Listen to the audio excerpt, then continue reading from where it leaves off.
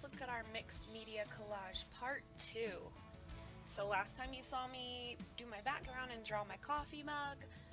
Now we're going to actually cut the paper off of the edges, the overlapping pieces. I just turn the paper and I just trim it up so that I know exactly where the paper is. Clean that up and I am ready to move on. I'm going to glue my coffee mug down. I'm not going to glue the bottom portion of it down though, because that part is actually going to be collaged underneath. I'm going to draw my interactive properties, a table line and the coffee coming down into the cup, and then I'm drawing some little splashes. And next I'm going to get my magazines, and at this point I'm going to look for pages that have the colors or whatever that I want for my table. I'm going to do the table first. I decided to go with green at this point, so I pull out several pages that have different shades of green. It's very important for you to look for different shades or tones of the color that you're wanting, just because if you do that, then it adds more contrast and more interest to your piece. So I'm first cutting out this mint color, and I'm just cutting out the main elements so that it's easier to tear up later. Those cookies look really good though. I'm hungry. Need to eat dinner. So I'm cutting out this mint color, and then I'm going to go back in with this bright green, and the dog treat is a darker green, and I'm actually going to use that too, because once you tear it up, you can't even tell it's a dog treat. I do want to apologize for this video. My computer and the program I use to film were not cooperating. So when I went to download my film that I had made, it would not download. So I had to do a screen record of my original recording.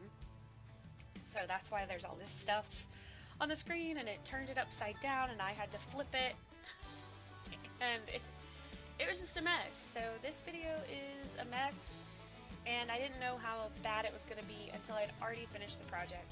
So that is why we are sitting here with this messy video. So I'm just going to go ahead and start tearing up these pieces of paper. I'm tearing them into pretty small pieces because I want them to be smaller than the black and white word background. And I'm just going to tear up all of these pieces. It's pretty self-explanatory. It is a lot of fun, guys. I love the therapeutic quality of just tearing up paper, slathering some glue on, and gluing it. It doesn't take a ton of artistic talent to do the collage itself, so I think that's why collage can be so relaxing for some people, because you don't have to have traditional fine art artistic talent. This becomes more like a pop art type thing. It's a lot of fun. And I'm just tearing up the paper and laughing while I watch this back at how these words are upside down. Alright, when I'm done tearing this up, I'm going to kind of mix up the pieces. That way, when I grab them to glue them on, they're not going to be the same color as the one next to it in most cases. Now, I'm going to start underneath the coffee mug, put some glue down, and just start layering the pieces. If you have pieces that have a straight edge, that's great. You can use it to go along the line of your table. If not, you can cut a straight edge on that piece if you want. So I'm just gluing them all down underneath the mug first. And then I am going to glue the mug itself, the bottom part of the mug, down just to make sure that it's solid and on there. And what you're going to see now is me just gluing these pieces down to collage them. I do let them hang off the edge of the paper, and I clean that up later. Insert nice music here for you to listen to so I don't have to keep talking.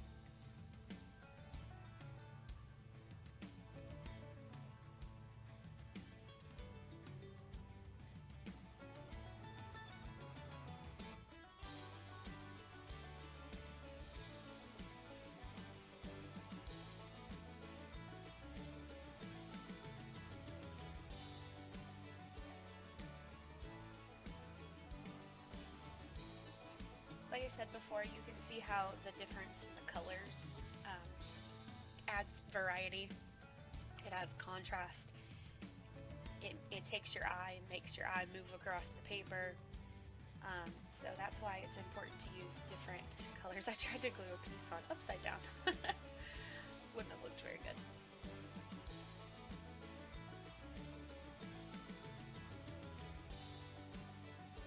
This is really one of my favorite projects to do for me personally. Every year that I teach it, I enjoy making a new example. I could use my same example over and over, but I actually enjoy making a new example because this is just so much fun. It's so much fun just to stick paper all over. And it comes out looking so cool.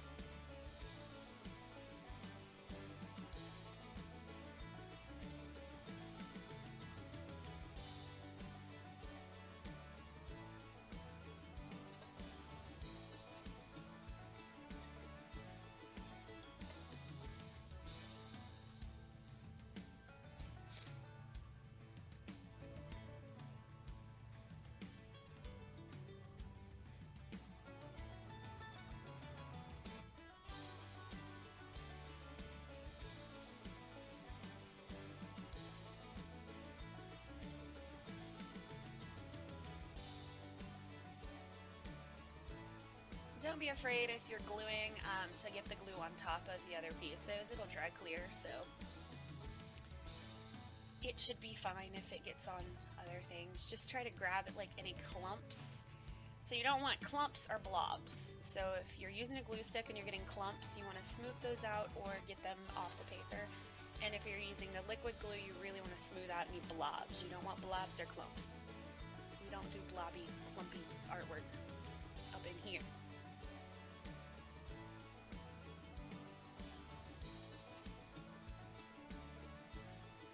All right, now for the coffee. Super fun. I decided, obviously, my coffee's gonna be brown, and I just found different pages with different colors of brown. And here we go. I'm just gonna start tearing it all up. The really sad part about this is, one, it recorded my whole screen for some reason. So you can see upside down that I did this on March 18th at 8:37 at night. It turned my screen upside down and it recorded it like my entire screen. So I don't know. I don't know what was going on, but also it paused it halfway through, and me gluing the coffee down is not here. But what you will see is the final coffee that is glued down, and it's the same process as you did with the table. So, ooh, this video is such a mess.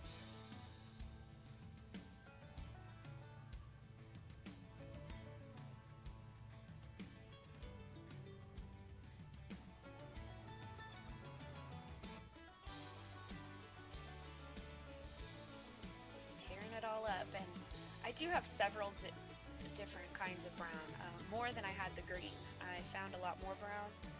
So I have some really dark, I have some very light, I have some really solid, and I have some that where you can see different color variations within the piece itself. I'm constantly mixing it up just to make sure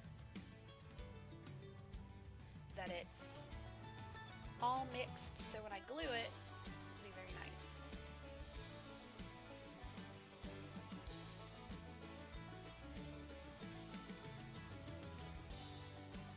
Tell you how interesting this must be, guys.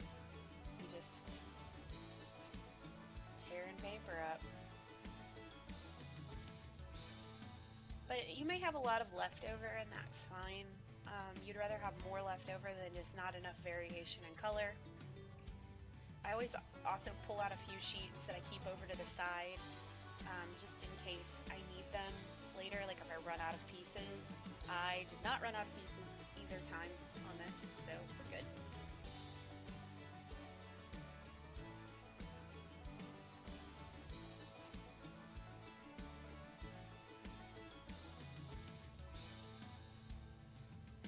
I wish I could move that fast in real life.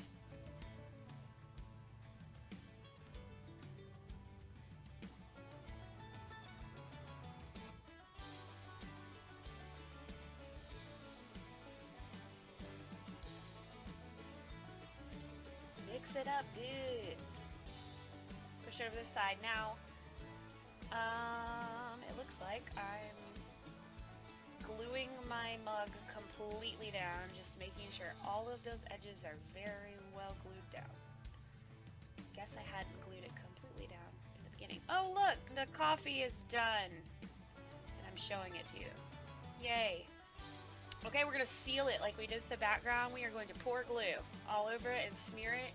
I use my finger for these smaller areas because I just don't want to use too much glue on these smaller areas since we've already sealed the background, but you want to make sure all of those little edges are completely pushed down, just like we did with the background.